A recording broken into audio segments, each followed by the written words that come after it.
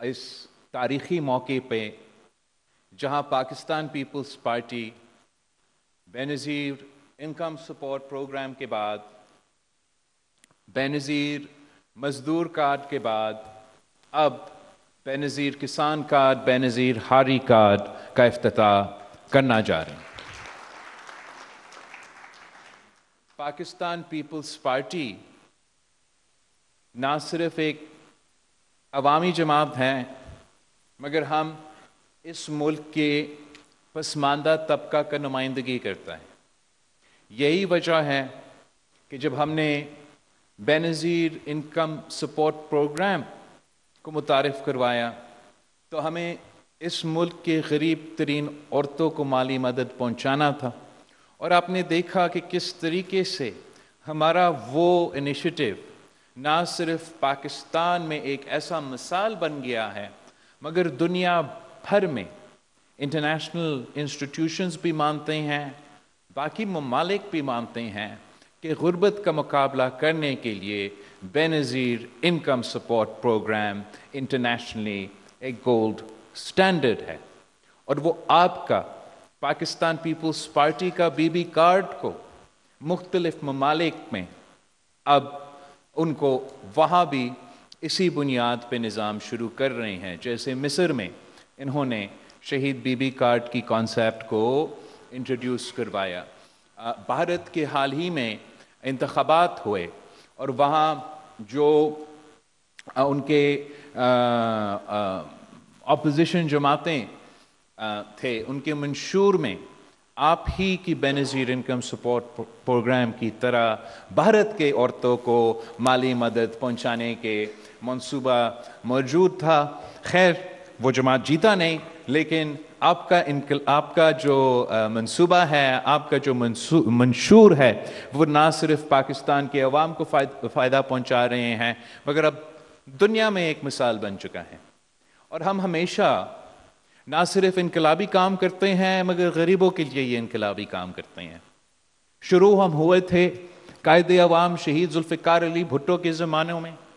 جہاں ہم نے اس ملک کی غریب عوام کو حقوق دیے، آواز دیا، طاقت دیا، جہاں ہم نے اس ملک کے مزدوروں کو حق دیے، اس ملک کے کسانوں کو حق دیے۔ نہ صرف حق دیے،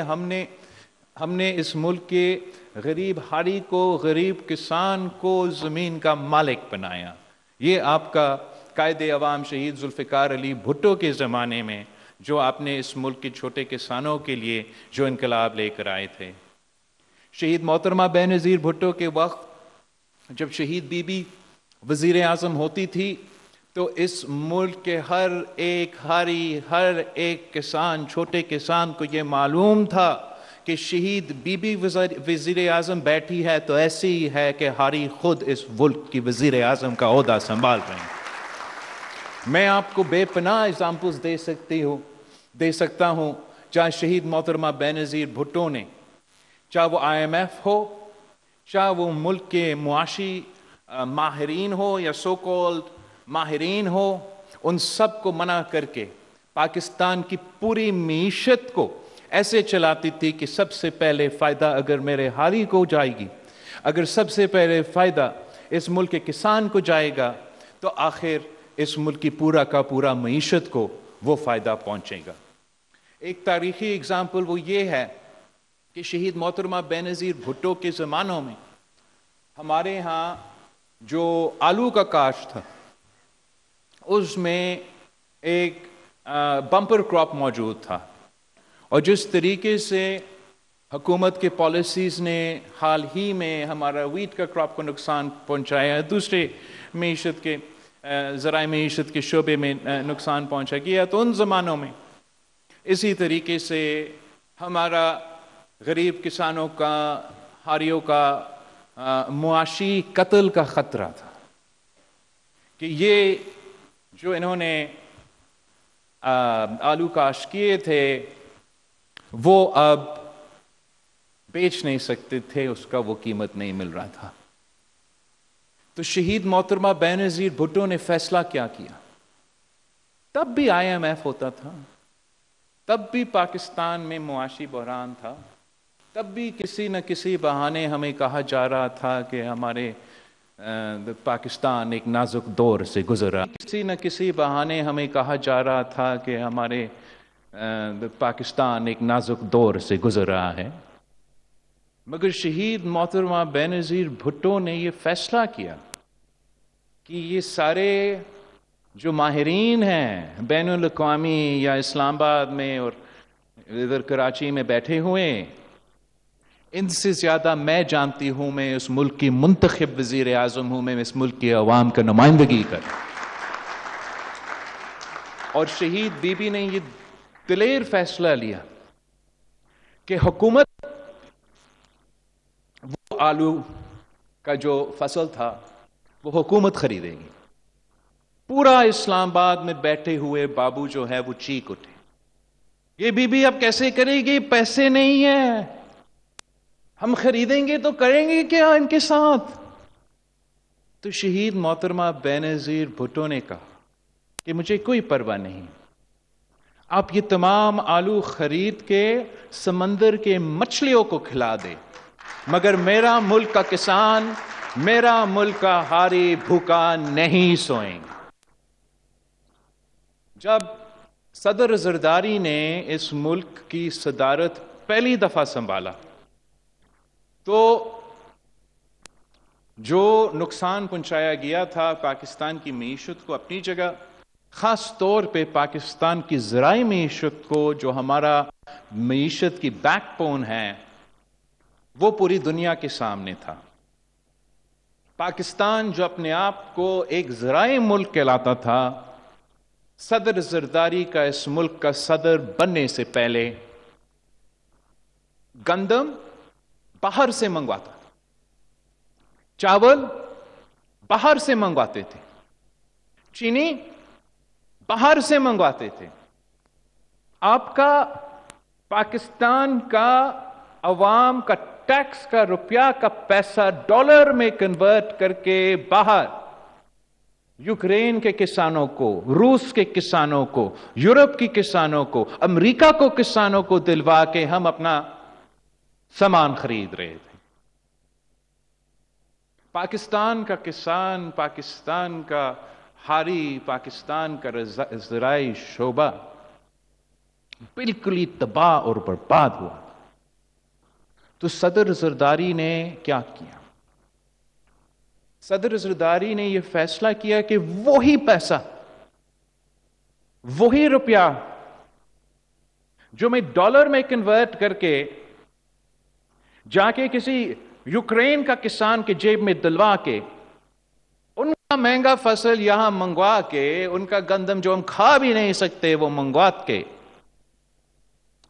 یہ نقصان پہنچانے کے بجائے صدر زرداری نے بھی اتنا ہی بہادر اور اتنا ہی ویژنری فیصلہ لیا جیسے شہید بی بی۔ صدر زرداری نے یہ طے کیا کہ وہی پیسہ میں کسی بین الاقوامی کسان کے جیب میں نہیں، میں پاکستان کا کسان کا جیب میں دلواؤں گا۔ وہی پیسہ صدر زرداری نے آپ کے کراپ سپورٹ پرائس کی صورت میں، آپ کو مالی مدد کی صورت میں انہی شعبے میں استعمال کیے، اور 1 سال کی اندر ہی اندر ایک زرعی انقلاب شروع ہو گیا۔ وہی پاکستان جو باہر سے گندم منگواتا تھا، چینی منگواتا تھا، چاول منگواتا تھا، 1 سال کے اندر ہی اندر ہمارا ہاری، ہمارا کسان کی خون پسینے کی محنت کی وجہ سے تھوڑا سا اپنا ہی حکومت کی مدد کے بعد وہ نہ صرف پاکستان کا پورا ضروریات وہ مکمل کر رہے تھے، مگر وہ پاکستان کا چاول، پاکستان کا چینی، پاکستان کا گندم باہر بیچ رہے تھے، ایکسپورٹ کر رہے تھے، اور آپ کا پورا معیشت پیروں پہ کھڑا ہوگی۔ آج جب ہم پاکستان کی معیشت کا جائزہ لیتے ہیں اور ہمیں نظر آ رہا ہے کہ ہر طبقے پریشان ہیں، ہر طبقے مشکلات کا سامنا کر رہے ہیں، تو ہمارا ذمہ داری ہوتے ہیں بطور آپ کی منتخب نمائندے، ہم نے فیصلے کرنے ہیں آپ کے لیے، تاکہ ہم آپ کے مسائل حل کر سکیں، چاہے وہ آپ کے ذرائع معیشت کے حوالے سے ہو، معیشت کے حوالے سے ہو، قانون سازی کے حوالے سے ہو۔ یہ تو ہمارا کام ہے، یہی وجہ ہے کہ آپ نے ہمیں منتخب کیا ہے۔ تو ہمیں ہمارا جنریشن کا جو کسان ہیں، جو ہاری ہیں، میں ان کے لیے بہت ہی پریشان ہوں۔ خوف یہ ہے کہ جس ذرائع معیشت سے ہم نسلوں سے نسلوں، کیا ہزاروں سال سے انڈس ویلی سویلائزیشن سے جو کاسٹ، جو ذرائع معیشت ہمارا طریقہ روزگار رہا ہے، جس طریقے سے پرانے سویلائزیشن سے لے کے برٹش راج سے ہوتے ہوئے، بھارت کی کالونی کے ہوتے ہوئے، ہمارا آزاد ملک بننے تک اور آج تک، جس کے ذریعے ہم اپنا معیشت چلاتے ہیں، اپنے آپ کو کھلاتے ہیں، ان کے بنیادوں ہل رہے ہیں۔ یہ پورا کا پورا نظام خطرہ میں ہے۔ ایک طرف موسمی تبدیلی کا خطرہ، جس کی نقصان ہر پاکستانی اٹھا رہا ہے، لیکن اگر اس جنگ میں کوئی صف اول کا کردار ادا کر رہا ہے تو وہ ہمارا بیچارہ